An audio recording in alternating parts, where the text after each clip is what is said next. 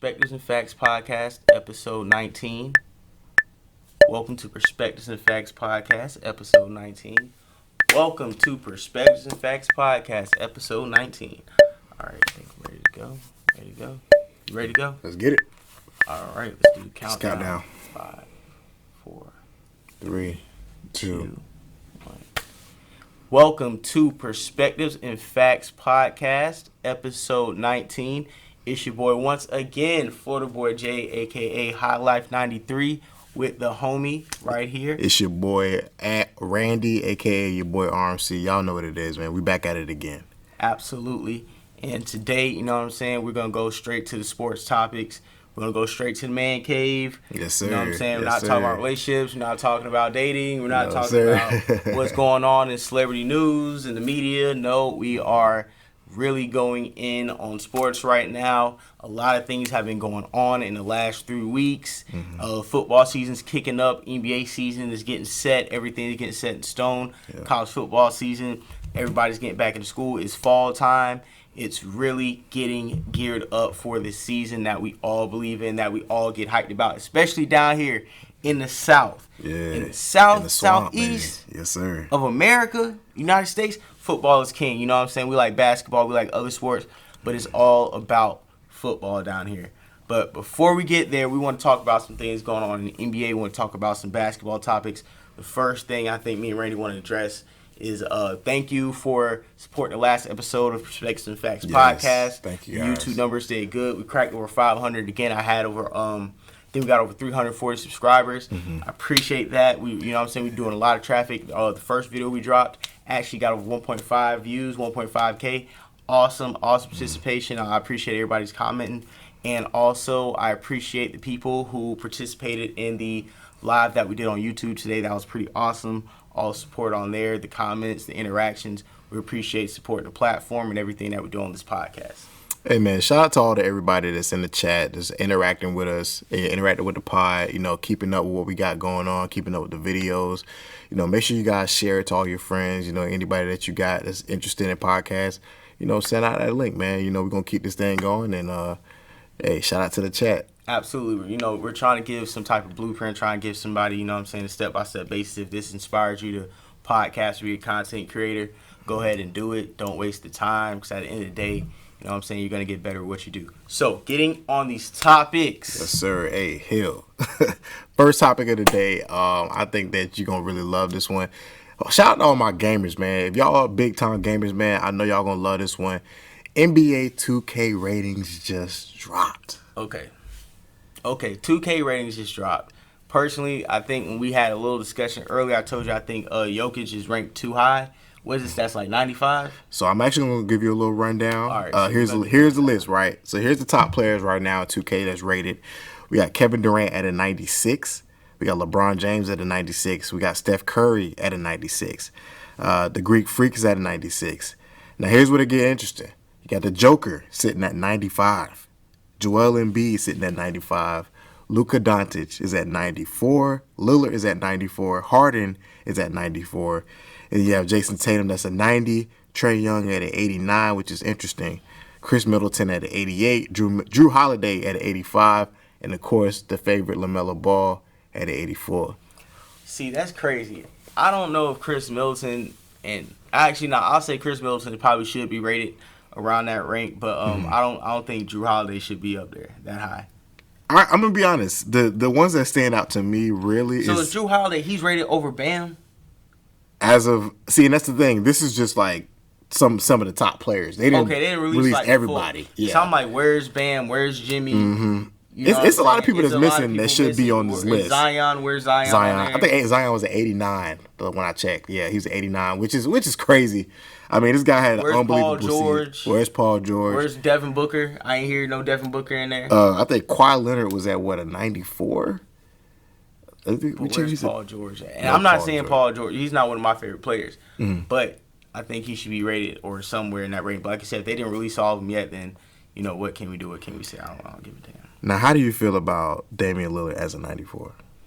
I feel like he should be at 95, but I'm cool with the 94. I mean, what's 1 point? Yeah, I feel true. like he's properly rated. You know, Dame hasn't went to the finals or anything, so it's not like You know, but at this point, what's going to the finals? You know, depending on the road you take, you know, we don't give that much credence to if you make it to the finals, even if you go. But I'll say that he's carried his own weight, and he hasn't done anything to drop him from a 94. If anything, he's exceeded expectations. Like there's no cap to Dame Lillard, and every year he gets better. So. Now, one of the things I thought it was interesting, a lot of, you know, Stephen A's of the world, a lot of the, you know, big analysts were saying there was nobody that was a 99 this year, which is very surprising. I'll agree with that. So you don't feel like either Kevin Durant or Giannis should be a 99? No. Wow. Nah.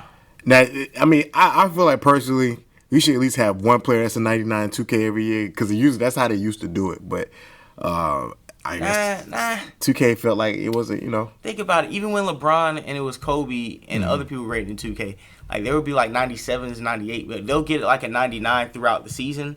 Like somebody would hit that, but they usually start the game. I think the highest I'll probably seen somebody maybe be like a 98 when the game first come on, or 97. But come out to have like 199 player, I don't, you know. This, especially last year, I didn't see a 99 player. A 99 player, not saying you got to play 82 games a year, but, you know, everybody was kind of taking breaths, all this goddamn load management shit. People getting hurt, and then you only putting up stats because we got bad matchups versus and bad game plans going along with bad matchups, you know, especially with Giannis dropping 50 on people. It's like, you won't get rated a 99 just because nobody could guard you in the. You know what I'm trying to say? Like matchups make styles, bro. So I'm not gonna sit here and say, oh, that was dope. Oh, you did what you did, so I'm gonna have to like rate you 99 because you won the finals. Like I don't think Kawhi should be rated 99 when he won the finals. Yeah. I mean, I don't think he should have either. To be honest, I mean he had a good year, but he still low managed his way throughout the season. You know. Yeah. So I mean. But yeah, man, 2K ratings is out, so good guys. Make sure when 2K drop, y'all go get that. Definitely Yo, you gonna get, dude. Listen, I'm getting 2K only because I believe in like the 2-year system. Like I believe in say you got 2K20, you know, you skip 21 and you get 22. You know what I'm saying? If you got Madden like 19, you skip Madden 20 and got 21. The reason why I say that because the gameplay is the same, if not worse. All you're really doing is putting rookies and moving 3 players from each team to another team that really fucking matter. Yeah. It's all it is just an updated roster, and that's like, it. Am I going to pay $50 for an updated roster? No. I'm sorry. I mean, especially if you're good at the game, then you don't really need to be updating, bro. You know. I'm gonna tell you though, nowadays niggas be game sharing, man. Niggas don't be buying games no more, man. Niggas just be game sharing. You know what I'm saying? They don't come on. So personally, am I gonna buy the new Madden coming out? Most likely, only because I didn't buy last year's Madden. But I was still whooping ass in last year's, man. You know, I went down Madden champ. You know what I'm saying? I did my thing. Nobody can fuck with me on that. But I think I might go ahead and get it. But like I said, I need to get a new system first, bro. I can't be playing that shit on the PS4. Now, transitioning, I know the Christmas schedules for the NBA came out this past couple weeks. Right. I had a lot of games that I was really interested in watching. For instance, we got the Hawks-Knicks. That's going to start it out at 12 p.m. We got the Celtics and the Bucks. We got the Warriors and the Suns. That's going to be a good matchup. This is the matchup everybody been waiting for. Brooklyn, L.A. 8 o'clock, Christmas night. I hope everybody ready for this. It's going to be the goddamn Clash of the Titans. And then we're going to end it out with Mavericks and the Jazz. Quick question. Is this opening night or is this just like Christmas game? So this is just Christmas games. It's not opening night, I think. When did they open this? Because, you know, COVID fucked up the season before last, and last season it kind of pushed things back. So where are they opening up the NBA season this year? Is it still an 82 game or is it 72 games a year? Like, what's going on? So it's going to be an 82 game season. I think they're going to start it towards the middle or end of October. And, of course, you know, the Christmas game is going to have its own games, and then it's going to go like that. But this will be an 82-game season. They're going to try to get it back on track as far as the regular season. Okay. And I'm really excited because this is going to be the first time we get an 82-game season in almost 2 years. So I think everybody's going to be looking forward to it, especially the Brooklyn Nets game and the Lakers game. Russell Westbrook going to L.A. You got the trio over there in Brooklyn. I think it's going to be amazing, man. We finally get to see Durant versus LeBron, Kyrie versus Westbrook. Everybody know the breakup between, you know, Kyrie and LeBron with Cleveland. Everybody know the breakup with OKC with, you know, Kevin Durant and Westbrook. So I think it's gonna be interesting, man. I'm really excited about this. Yeah, if everybody comes out healthy, I definitely want to see that Nets Lakers game. Mm-hmm. And if you would have showed somebody like the lineup for both those teams in 2014, you would really be like, yo, this is some video game lineup type shit. But that's just how the NBA is nowadays. You know what I'm saying? Especially, it's funny to see this era. Well, actually, I guess this is the older era of superstars kind of getting together now, because it's like the Blake Griffins of the world, the Melos. Yeah, because they're like, okay, we got to win our rings, number one, and number two, the young guys are coming. Yeah, like the Lucas, the Trey Youngs, Giannis, because Giannis ain't a part of that guard. He's kind of the came future. in around that time, but he kind of just came to his own probably around like last 4 years. Mm-hmm. Came to his own, won back-to-back MVP, stuff like that. So yeah, so they kind of see that. Like, even, LeBron, he can't win the championship on his own. He never really could, but who really can at the end of the day? But really, it's like LeBron can't take, like, one of those Cavs teams to the finals anymore. You know what I'm saying? Yeah. Like, that gap in the NBA was really probably, like, at its lowest as far as, like, not even, like, talent, but the East wasn't as easy as it, you know what I'm saying? Yeah. It's not that easy anymore. Yeah. You have two MVPs on both sides of the ball when it comes to Lakers and the Nets. Of course, you got Kevin Durant and James Harden, and you got Westbrook and LeBron. Back when we was growing up, maybe it was maybe one MVP player on one team. This is the first time you seeing like a collective of players joining up. It's crazy, man. I'm scared. We have like 2 or 3 MVPs on one team. Like, dog, come on. Honestly, I want to see the Lakers win the finals only because I'm a fan of like Melo and Westbrook. Yeah. So obviously, I want them to win the ring just because I don't want them to go out that narrative that they could never win a ring. The Nets, everybody just wants to see that finals. I hope the NBA does everything in their power to make that the NBA finals, unless there's a better team to emerge. But right now, I don't know what team. And I'm gonna tell you the Western Conference Finals and the Eastern Conference Finals. This is what it's gonna be. It's gonna be Warriors, Lakers, Western Conference Finals.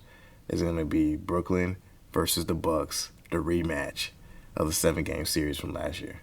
So, honestly, this is going to be – Clay's going to be – I seen Clay looking on Instagram and how he's looking. Clay is looking dangerous. I got a question, though. I think you're leaving out probably the most important player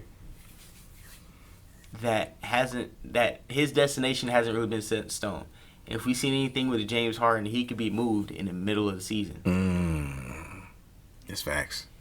If Dame Lillard doesn't stay with Portland, I know what you're about to say. Wherever he goes, will dictate what goes down in any conference he lands. Because he's not going to another team to be another Portland. Wherever he goes, the boys will be serious. It's crazy because I was looking at First Take and Stephen A. said something. He heard from one of his sources that if it was anywhere that Damian Lillard would go, guess what the first team it was going to be? Man, he always going to say the New York Knicks. He's always going to say the Knicks, bro. I don't believe it. I just don't see Damian Lillard going to a Knicks team that doesn't have more talent than he has in Portland right now. I see him going to the Sixers before the Knicks. Yeah, I see him going to Philly with Joel Embiid, Ben Simmons getting traded over to Portland. Because what do the Knicks have? Piece-wise to trade for him? Nothing. Nobody wants Julius Randle come on. It's not even that they don't want Julius Randle. They can't give up Julius Randle. Like, they can't do that. You know what I'm saying? Like, it won't work. Like, Dame Lillard don't want to he don't want to play for New York because it's the New York Knicks. He would want to play for the Knicks because they're finally a contender. They have pieces. So that's why I think it's more realistic that he goes to Philadelphia, especially for Ben Simmons trade or something like that. So, or who has pieces, and I'm telling you, dog, like, people think our team is set, and I don't think our team is super set. Oh man, I see what you're going. But we have enough pieces to pull off a trade. Yeah. Miami Heat. Miami Heat have enough pieces to pull off a trade. Now, will it happen? I'm not getting my hopes up. I don't think so, especially because we got Kyle Lowry. Yeah. And I think we got one of the most. I think we got one of the deepest teams in the NBA. But I still think that if Dame Lillard goes to the East, it's a different ball game. I don't think he's going anywhere in the West, because I don't think anywhere in the West can really, like. Yeah, and plus nobody in the West would be better than Portland where he's at. You know what I'm trying to say? Yeah. I mean, there's nowhere in the West I can see him going. Realistically, the only place I see him going is somewhere like Philly. Miami would be a good destination too. I would trade probably Tyler Hero, Duncan Robinson, send them boys over there. Trade everybody. Anytime you are talking about a superstar coming to the Heat, I say this and I say this every time. Take Bam off the table. Everybody else is up for grabs. And everybody else can fucking go. Yeah. Even if you, and I don't want to lose Jimmy Butler. I think Jimmy Butler's a great piece, and we just re-signed him, so he's not going anywhere. It's pretty much Bam and Butler, keep him, and everybody else can go. Like if we would have just pulled off that James Harden trade last year, but looking down at it, it looks like James Harden got hurt anyways. Yeah, and plus he was out of shape. I mean, you think so? He wanted to leave Houston. I mean, everybody kept saying how he was eating honey buns and all that stuff, so he had to get in shape when he came to Brooklyn. That's why he had the little hamstring injuries and stuff like that. But everybody knows if you're a basketball player, if you had knick-knack injuries like that, it's because you're not working out properly. But, yeah, man, Christmas schedule. It's going to be dope, man. Hope y'all tune in. It's going to be one for the ages, man. But transitioning over, man, speaking of interviews, I seen a really good, interesting interview, man, recently. It was with Carmelo Anthony, man.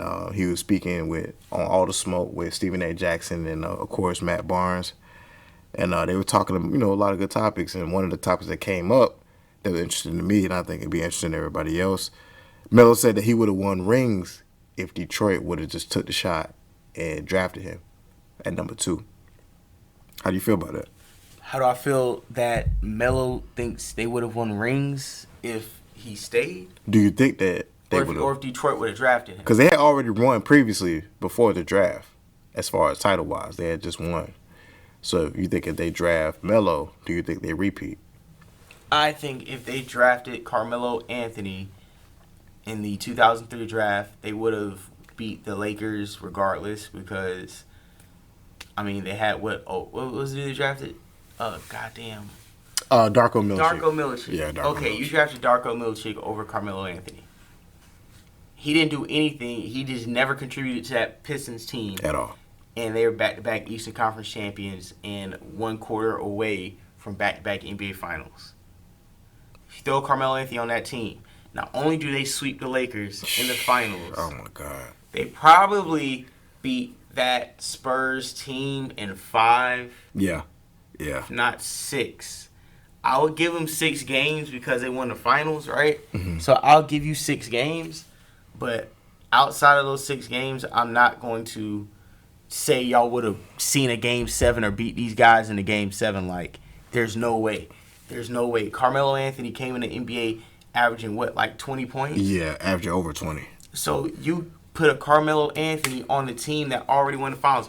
But what everybody always fails to mention is that Melo says that with revisionist history. Mm-hmm.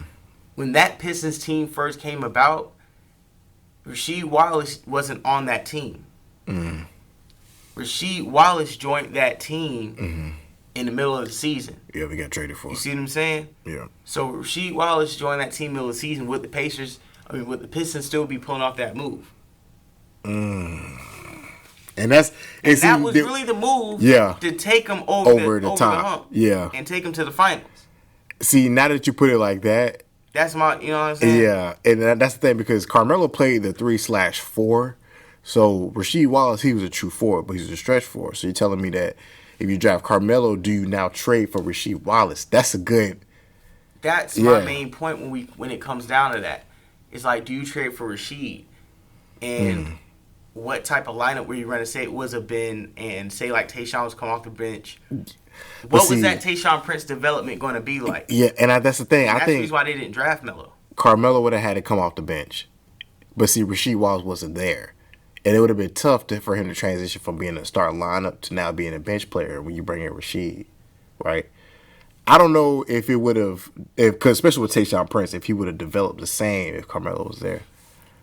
I feel like, yeah, because Tayshaun Prince, the way Tayshaun Prince played, he was more of like a 3-and-D guy. He wasn't even really a 3 because 3-pointers weren't really like essential in the game. Yeah. But Tayshaun Prince came in the game as like a scrappy defender. You know what I'm saying? So I I don't think anybody ever expected him to give you more than like 9-10 points a game, if that. He was primarily there to play defense and basically be lane. Mm-hmm. So I don't see how his development would have been taken away because he strictly was there for defense, right? And with Melo, he was filling up the offensive buckets to replace or to really be there for like whatever whatever Rasheed Wallace did for them offensively. I feel like that's what Carmelo Anthony would have been doing off the rip. But it would have been heightened because he was in his prime at that time. I mean, Carmelo was top tier. This is headband Syracuse Carmelo. You know what I'm saying? So that's just my thing is this. With that statement, I hear Carmelo Anthony. I hear what he's saying, but would they have traded for Rasheed Wallace if they drafted Carmelo Anthony? I don't think so. Because I feel like half of that trade was because, oh, dude, I keep forgetting his name. Who was this? Who was the? I don't know who was starting power forward at the time. I keep forgetting his name. The dude who got drafted second. Darko Milicic. Darko Milicic. Yeah. I feel like if Darko was what they thought he was, they would have never traded for Rasheed Wallace because they drafted Darko for power forward. They didn't even get a Chris Bosh, who they probably should have got. Yeah, exactly. But Darko didn't do what he was supposed to do. Tayshaun Prince isn't a scoring three, so that 3 and 4, and Ben Wallace isn't a scorer. Mm-hmm. So really, the only two scorers you had was Chauncey Billups and Rip Hamilton. Yeah. But you could have inserted a Carmelo Anthony, and then you still could have brought in a Rasheed Wallace. Mm-hmm. I think you could have done both. Honestly, I just don't know if they would have pulled off the trade. Yeah. That's my main thing when it comes down to that. Yeah. But honestly, I think if Melo would have went to Detroit, he definitely would have won a ring for sure. 100%. Of course. Melo would have been the Magic Johnson of our era as far as being a college champion, coming straight to the NBA and winning championship as a rookie, and just stacking up like 2 rings off the top before he even started being questioned about your leg. You know what I'm saying? Like, and the narrative would have been a lot different. Yeah, Magic Johnson's like narrative, like outside of the '84 finals, they called him Tragic Johnson against the Celtics because he drove the clock out and like he didn't even know, he wasn't paying attention to the shot clock. But outside of that, nobody really looked at Magic Johnson as like, oh man, like you ain't doing what you're supposed to do, or you're a scrub ass nigga. Yeah, you know what I'm saying? So yeah, man. But honestly, it's crazy. One thing Imran said they wouldn't have needed Rasheed if they had Melo. Oh yeah, 100%. And Imran knows his basketball, man. But listen, my only thing about that is she brought a certain edge to that team to take him over the top. Yeah, that's my thing with Rasheed Wallace. It's not about if they needed him offensively because they was winning games 65-69. Yeah. It was more so his leadership, his him and Ben Wallace having that chemistry down low on defense. That's what I'm saying. That's what you needed. I think if they would have just pulled off that trade and had Melo, then they definitely would have probably like three-peated. Because Melo was young still. He still needed to be groomed and, what I'm saying? Had the OGs. You could have staggered his minutes with Tayshaun Prince. Yeah, facts. And Rasheed. Like, Melo, especially that time in the NBA, bro, it's like, yeah, Melo, you going to eat, but, like, you're really on one of them teams. Yeah. I think Melo would have understood that you either going to be on, like, a Nuggets. Yeah. Could have been, like, yeah, you could put up 20 points and get out in the first round. And be the man, but... Or you can go average smooth 16 as a rookie, smooth 15, 17. And be on a championship contender team. I mean, it's 2 options here. But, it's 2 options, man. But yeah, man, shout out to Melo, man. Shout out to all the smoke. Y'all boys doing y'all thing. One of the things I think I've seen that was interesting also on Netflix was the Pacers, Pistons. Yes. Yeah, man. Oh, man. Yeah, man. That Pacers, Pistons documentary on Netflix, that was cool because, we get to that age where a lot of things we seen live or a lot of things that we experienced. Yeah, growing up. They're now being, like, reflected on, and they're making, like, think pieces and documentaries of things like you may have watched live or may have, like, caught reactions to. So that was just crazy off the rip to see something like that being, like, on a documentary. Man, one of the things that I always remember about the Malice at the Palace was just seeing the fans, bro. They were wild in Detroit, man. Like, that was the first time I think I've ever seen athletes having like a full-blown on brawl with fans. And it honestly, it was shocking. It was shocking. When Steven Jackson ran up in the stands trying to help Ron Artest and he swung on that dude, I knew it was about to be ugly. Now, see, I understand what they were talking about when it was like, oh, yeah, we come in as a family, we going to fight as a family, you know what I'm saying? Like, we going to do what we got to do. I understand that sentiment, but, you know, like, damn, bro. Like, you did run in there just stealing off on people, bro. Like, I'm sorry, I don't care how much media was deeming. Listen, you still ran up. You didn't run up there and was grabbing Ron and was trying to take him down the steps. Oh, no. You weren't coming in there to police or calm down the situation. That's my point. You came in there swinging, throwing haymakers. I'm not saying that Detroit was right. I think that, you know, that was natural reaction, how you want to handle a situation like that. My only thing was especially with Steven Jackson, especially kind of with all of them, you got to take a certain level of accountability outside of Ron Artest. Yeah. Now, Ron Artest, I feel him. I'm with you. I ain't got nothing. Somebody threw a drink on you, and we already know how Ron Artest is. Yeah, you deserved every bit of what you got from Ron Artest. But, like, you know. Here's the thing, and I always look at everything as a whole, right? When you throw a drink on a grown man, anybody, it doesn't matter if you're a grown man, you're going to react how you're going to react, right? Steven, what he did was he was just protecting his brother. He seen his brother go in the stands by himself, which is already crazy enough because there's 20,000 fans up in this building. you run it up there by yourself swinging, right? So I don't blame them for what they did.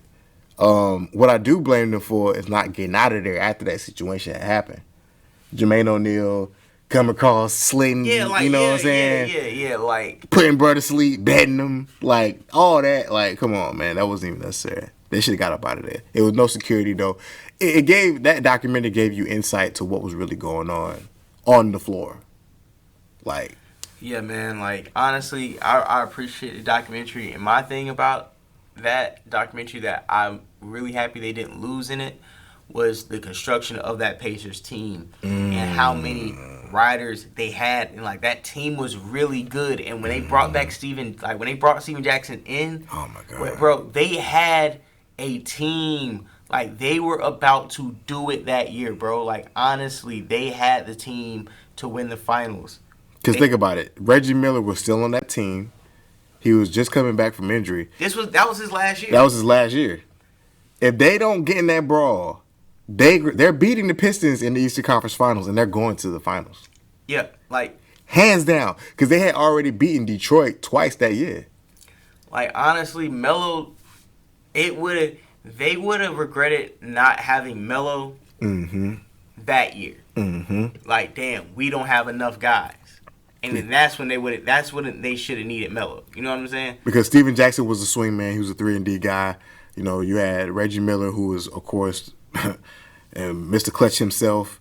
You know what I'm saying? Indiana had a really good team. And they had the Heat's Ron number. Artest. That era, they had the Heat's number. Jermaine O'Neal. We couldn't get past, and it's not even in the playoffs because we did lose to them the year before. But honestly, dog, the Pacers had the Heat's number. And J.O., people asleep on how good Jermaine O'Neal was. This guy was averaging 24 and 10 on an easy night. Jermaine O'Neal was the best center in the NBA at a certain point. Jermaine O'Neal definitely was the best center in the NBA. But then he played power forward. So at that time, you had the Chris Webbers, the Kevin Garnett's, the Tim Duncans. You know what I'm saying? They were playing every night.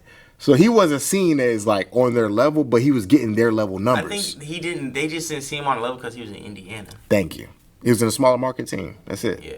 And when you look at it like a Chris Webber, when he came in there, Chris Webber came in like, you know, Fab Five, high draft pick, lived up exit. Everybody know about Chris Webber. Kevin Garnett, everybody knows about Kevin Garnett. You know what I'm saying? Tim Duncan at Wake Forest. Right. Even though Jermaine O'Neal came out of high school, same year Kobe Bryant in that class, he was sitting on the bench like he was talking about, and he didn't get a lot of playing time.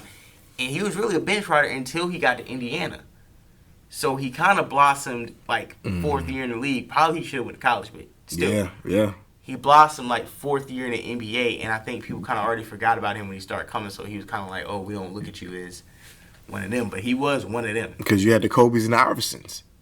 You know, you the class of '96. That class was ridiculous. So it's like Steve Nash. So it's like it's tough to be a standout when you got guys like that in your class. Yeah, but yeah. So much when I look at it, I think I really did like that documentary. I want to see more sports documentaries, especially on that era. You know what I'm saying? Some NFL shits. I want to see some some Spygate documentaries one day. Yes. You know what I'm saying? I want to see what really happened with those inflated balls, but it's not even inflated balls. I want to know if Bill Belichick was recording teams' practices throughout the season and during the Super Bowl runs. Yeah. Because I always feel like them niggas always cheated. Patriots always did some weird fugazi shit to win games, man.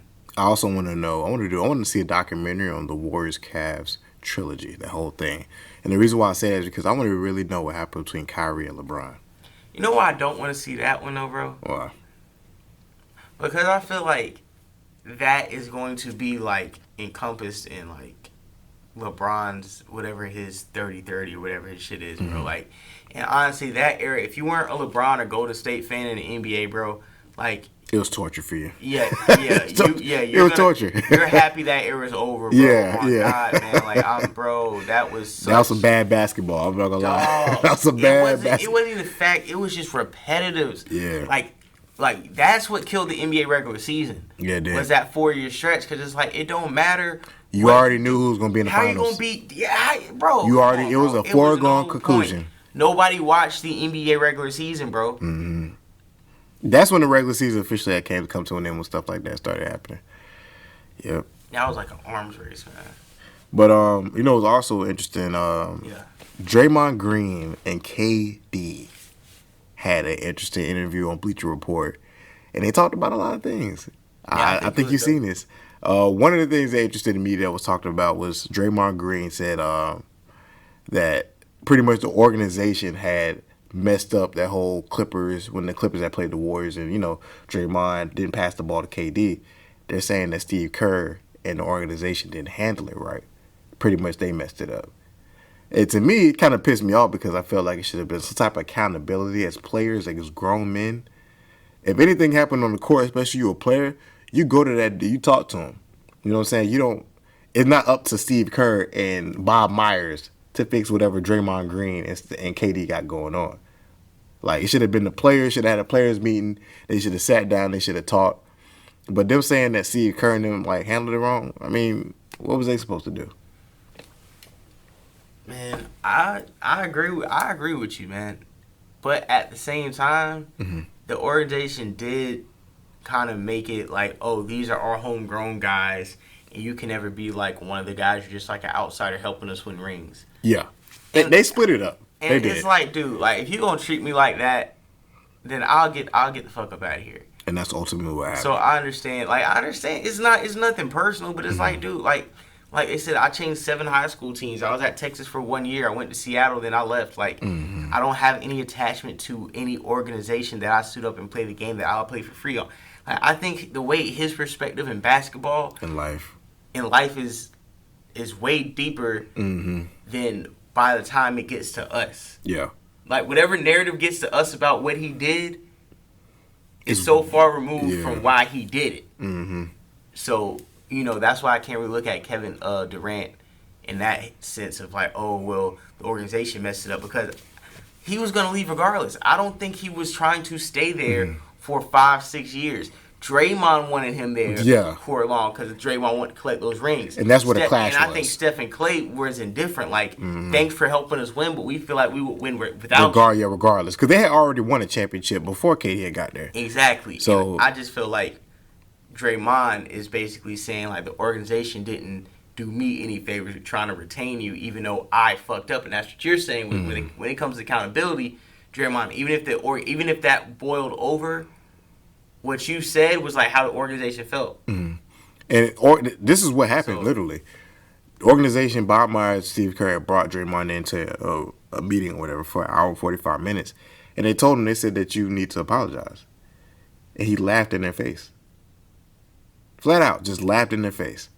And then Bob Myers said, end quote, this wasn't the reaction I was expecting. So Draymond don't give a fuck. Okay, let's just put this out on the table. He don't give a damn. He had already had in his mind that he was going to talk to Kevin on his own terms. He didn't need y'all to do that for him. And that's what he was saying. He was like, y'all not going to tell me what to do. I'm going to do it. I understand that. I definitely understand where he's coming from. But I don't, because you brought him over here. You was sitting there crying in the car after LeBron Tebow snatched your chain. All right, you sitting there crying in the car talking about, we need you We need you to help us take us over the top, man. We need you to take LeBron out. We can't do it without you. And then you call him a bitch and all this types of nonsense. Man, Draymond Green, you know what? I don't even really like Draymond Green, to be honest. I understand what he does for the game, but Draymond Green is a scrub, bro. Draymond didn't want to apologize. That's what fucked it up. LOL, don't try to scapegoat the organization. Yeah, 100%. I'm with that, Ron. You know what I'm saying? I'm with that all the way, bro. And at the end of the day, like I said, Draymond Green is one of those guys to me is that he rolls with the Hall of Famers, but he's really just like a PJ Tucker ass. Yeah, he's literally that. Like you're really PJ Tucker, bro. Like PJ Tucker. Yeah. If PJ Tucker win like 3 championships, he gonna say, "Oh, he Hall of Fame." Like, bro, like, come on, man. I understand. Like, everybody needed Charles Oakley. Everybody needs a Raja Bell. Everybody needs that Udonis Haslam. Everybody needs that dude, right? Mm-hmm. But you know, like Robert Horry, right? Yeah, he got 7 rings. But if he would have just won those rings with like the Spurs or just the goddamn Lakers or just the Rockets, he would not be a Hall of Famer. Facts. He's really a Hall of Famer off an anomaly. Like, nigga, you were with like 3 low-key dynasties. Houston, LA, Spurs. He's 1-on-1. Yeah. Now, let Draymond Green go somewhere else. And get championships. And think about it, when it makes Robert Horry's journey so raw is that it wasn't like those teams were favorites when he went. Like, nobody thought the Rockets were going to do it. Yeah. And they did it, and just had Robert Horry on there. The Lakers, when they 3-peated, it's like, yeah, of course. But when San he first Antonio, went to the Lakers, old. Right, nobody thought, like, oh, Robert Horry's going to a favorite to take him up. Mm-hmm. The Spurs, they were, you know. They were the favorites, yeah. But still, Robert Horry wasn't the, you know what I'm saying? He wasn't the reason they were the favorites. Like, but in every championship he won, he hit a shot. Big shot Bob. Did a block. He did some steal. Yep.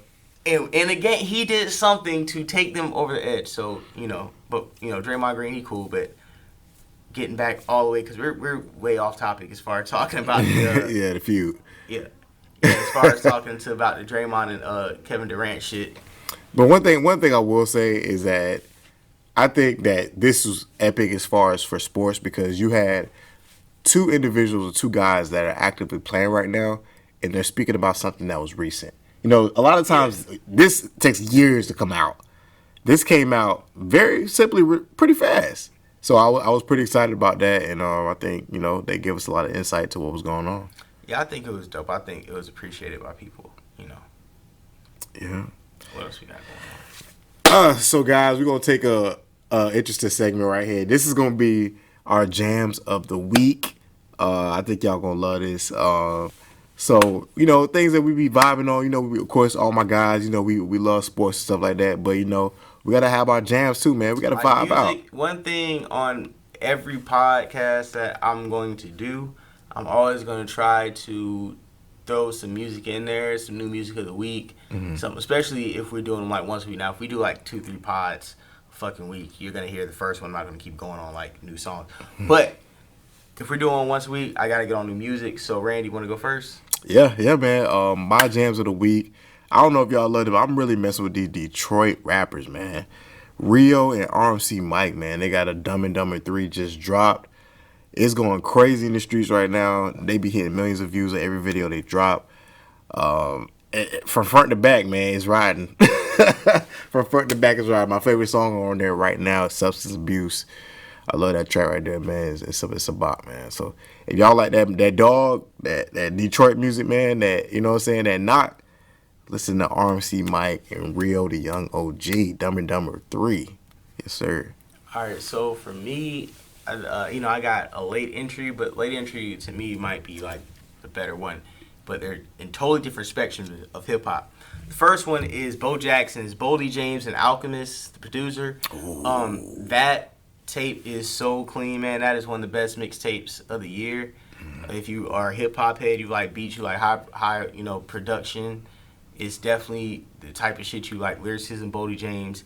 He grips every beat. You know, it was very easy to ride to, especially if you know what I'm saying, can relate to the type of shit he talks about.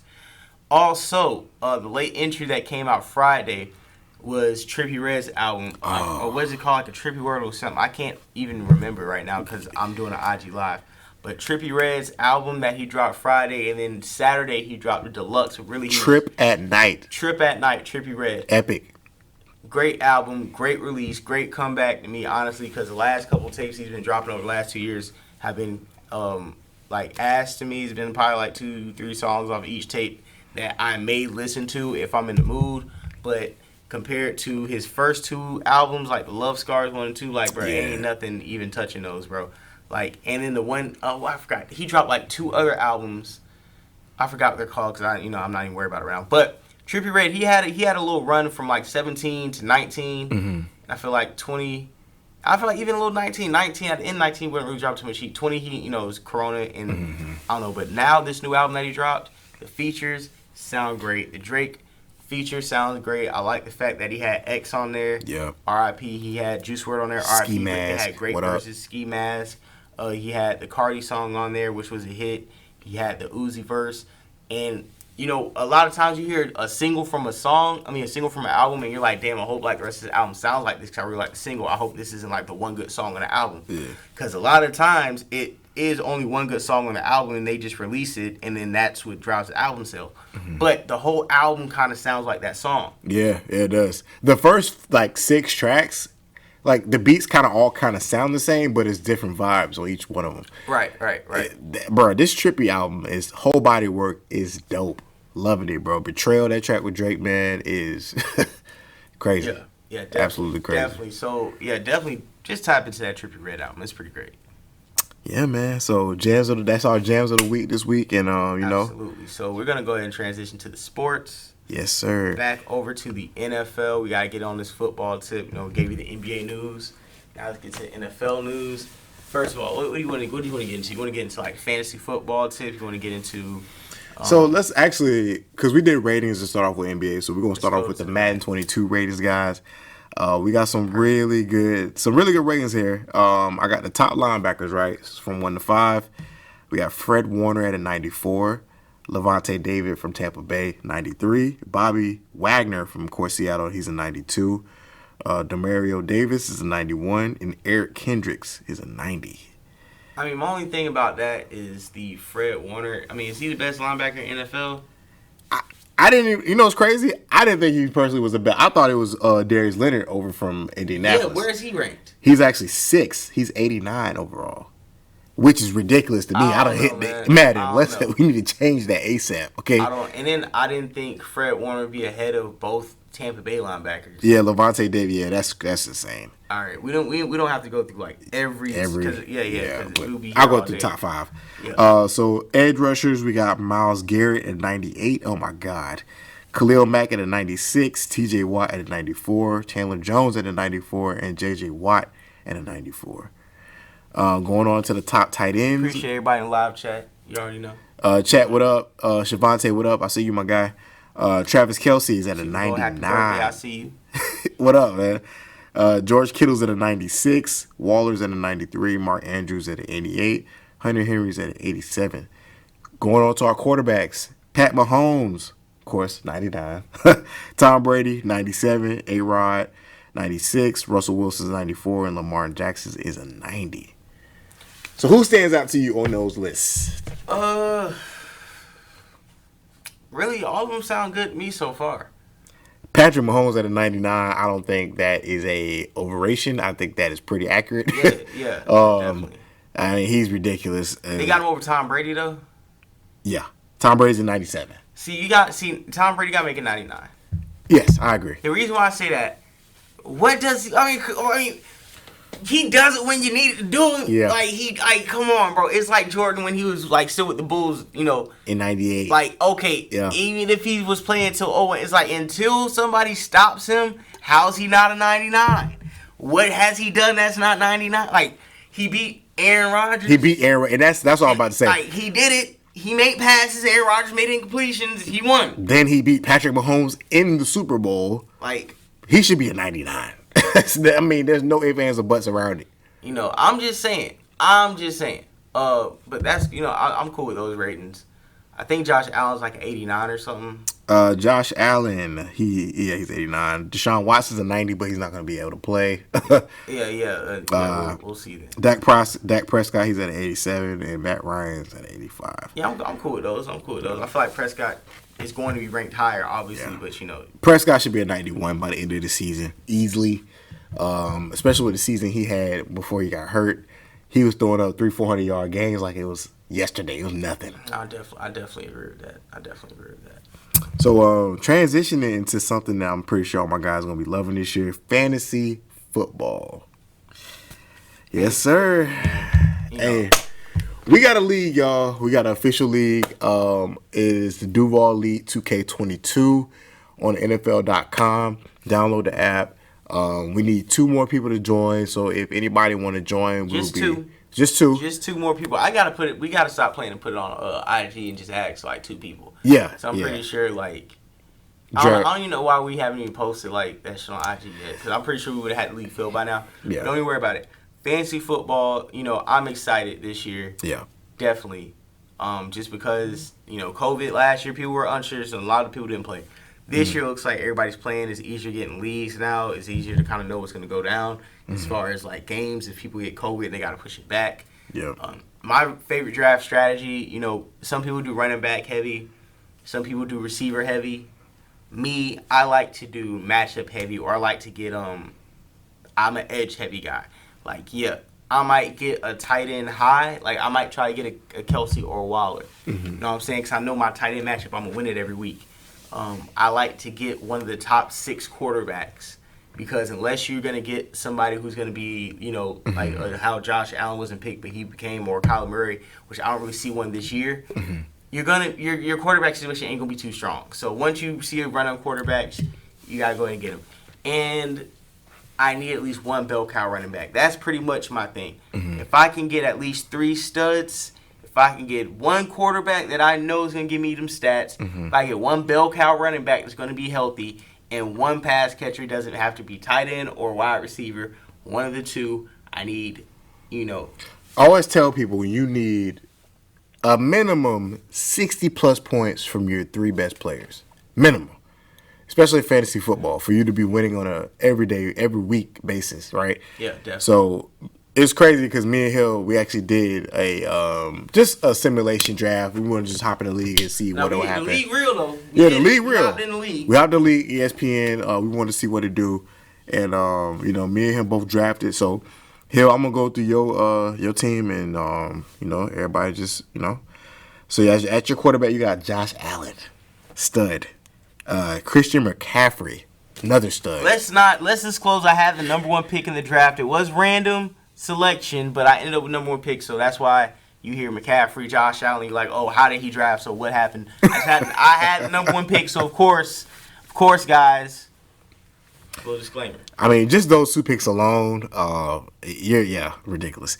Montgomery is your second running back. Amari Cooper, Julio Jones, Waller as your tight end, J.K. Dobbins as your flex, San Francisco defense, and then, of course, your kicker. And it's crazy. Me and him actually played each other the first week, and that's going to be very interesting. My team, I got Aaron Rodgers as my quarterback. I got Gibson, the running back from Washington, Jacobs from Las Vegas, Tyreek Hill, Stephon Diggs. That's the 2, Tyreek Hill and Stephon Diggs, right? Those are my hitters. Those are my hitters. The 2 right there, man. And A-Rod's going to be, of course, crazy. Kyle Pitts. Now, let me tell you, Kyle Pitts, I took a chance on him. I think he's going to have a great, phenomenal year. We're going to see what he does this year. I think he's going to have, one of those breakout tight end years. Odell Beckham at my flex, Tampa Bay defense, and my kicker from the Rams. See, the thing with his team that is so scary is the fact that he got Aaron Rodgers, Stephon Diggs, and Tyreek Hill. That right there is going to give you that 60 points that you're going to need to take you over the edge with other people. Like, the rest, if you can at least get that, man, the rest of your team can fill out another 30 points to hit you over 90. Yeah, facts. And more times than not, if you have a good team, you can get over that, especially in a 10-team league. So, I really like that lineup, and I really like those receivers, because especially – where'd you draft, in the bottom half of the first round? I was in the bottom half of the first round. And that's crazy. It really doesn't matter where you're positioned at. If you know how to really draft, you can build a team the right way. Yeah.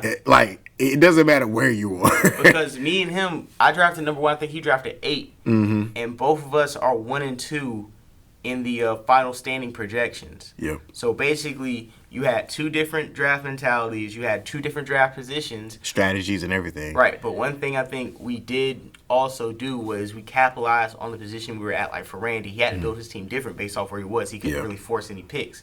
So when it comes to Tyreek Hill and the Diggs situation, you got to understand that was the best way to build a team when you have those back-to-back picks. Mm-hmm. You're going to win every receiver matchup. You're talking about two quarterbacks who are the top 2 picks in fantasy, give you your number 1 weapons who are in passing offenses. Mm-hmm. These guys score you got literally one guy might lead the NFL in yards, the other one might lead the NFL in touchdowns. Yeah, easily. So or in catches. Mm-hmm. These 2 guys might get 2 out of 3. So, you know what I'm saying? Personally, I like Randy's team. That's why he got second. You know what I'm saying? It's 7 people picked ahead of you. I'm more excited about what you got going on with Waller, Cooper, McCaffrey, and Allen. Oh, my God.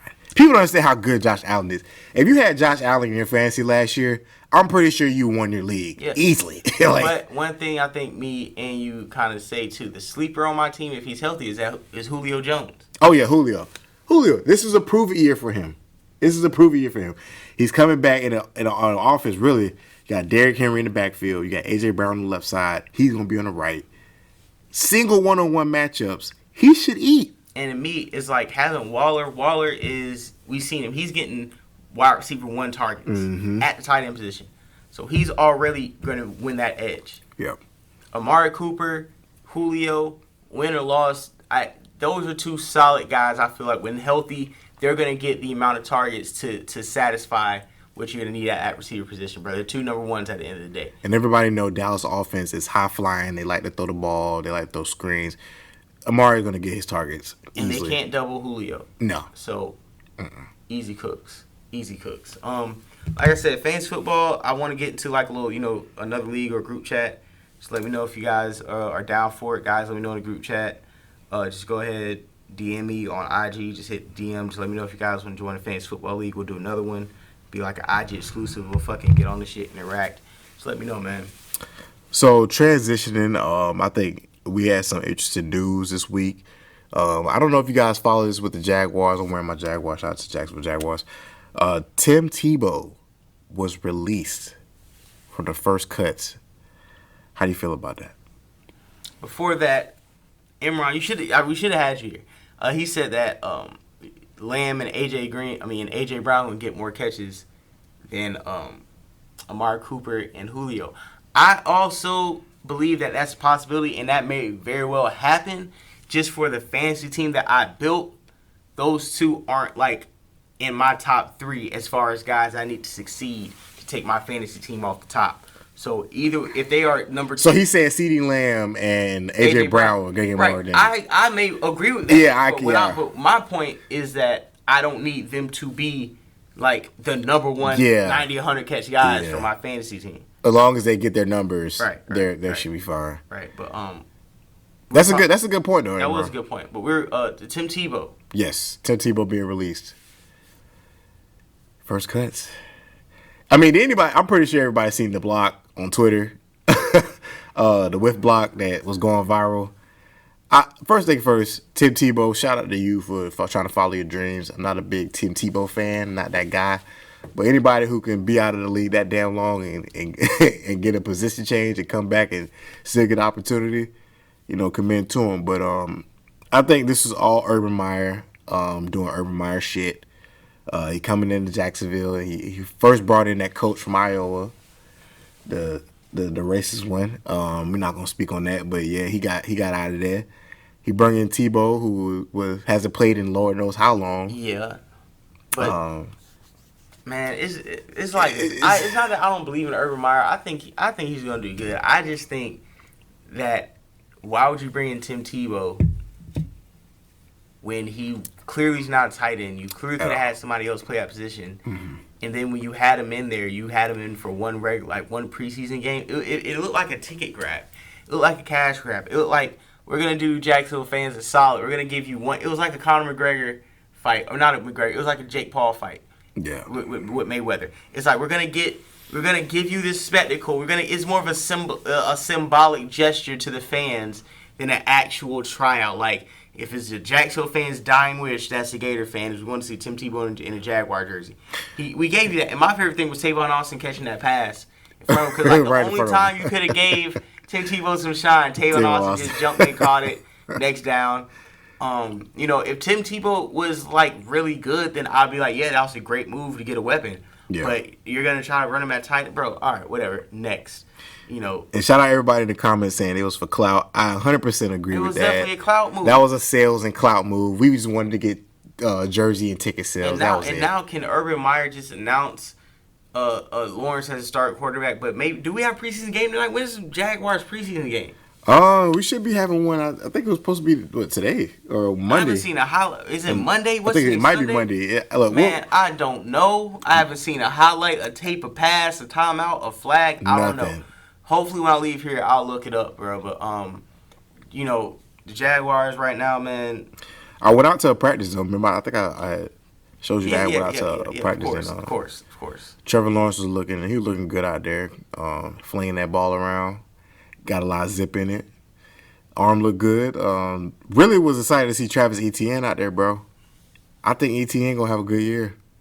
I think he is too. I think we're gonna have a 2 running back system. Two-headed monster. We got a two-headed monster back there. We got James Robinson, the little speedster back there. Then we got Travis Etienne, the every down back. I feel like Etienne might even start off being kind of like a McKissick or like a James White. Yeah. Just really more of a receiver in the pass game. Right. But I fuck with him heavy. I think he's gonna be good. Yeah, I think so too, man. Yeah. We got any more topics? No, man. That's it. That was it. Wow. How long did we do on the show? It's been like an hour. About yeah. It goes by 54 fast. 54 minutes. Wow, we did good. We did a good job. We did good, man. Yeah, I think this wraps up today. This episode of Perspectives and Facts podcast, episode 19. Y'all know what it is. You know what I'm saying? We got to these sports topics. We got to the NBA, got to the NFL. We're going to go ahead and upload this episode on all streaming platforms other than Apple Music. I mean, not Apple Music, but Apple Podcasts. We will be on Spotify, SoundCloud, Google Podcasts, Buzzsprout, the host site. Salute to them. We're crushing all the numbers. Hit over 4,000 downloads on the podcast in total this year so far. It's awesome. We're going to be dropping this video also on YouTube tomorrow, Monday. This is great. We're going to be dropping both on Monday. It's awesome. I appreciate everybody for joining me and Randy. Support the podcast. Support the platform. Like, comment, subscribe. So much. Like, comment, subscribe. Please hit the like button. This is Florida Boy J. It's my dog, RMC Randy. We out here. Perspectives and Facts podcast, episode 19. You guys have a great night. Thank you. Appreciate it. You guys did great. Thank you.